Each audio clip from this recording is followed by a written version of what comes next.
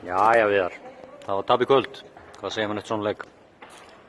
Það er bara frekar sveittur af því að við vorum ekki nógu góður í þrjáleikluta og svo gerðum við bara drullu vilja að gera þetta leik hérna og svekkjandi að við hefum ekki náða að knýja til framlengingu af því við fáum gott skot þarna í horninu.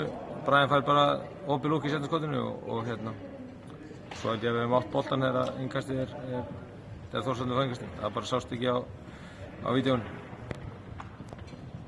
Já, Brian, hann kemur vel inn í þetta. Verður hann munurinn í lokin?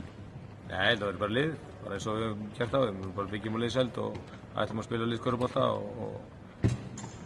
vonandi bara, þú veist, ég meina ef hann fær opinn lúk eða nær búið til körfur og gera vel varnarlega þá er það gott, það er sama hver það er sko. Herðu, næsti leikur Tindastóll. Hvað sjáum við þar?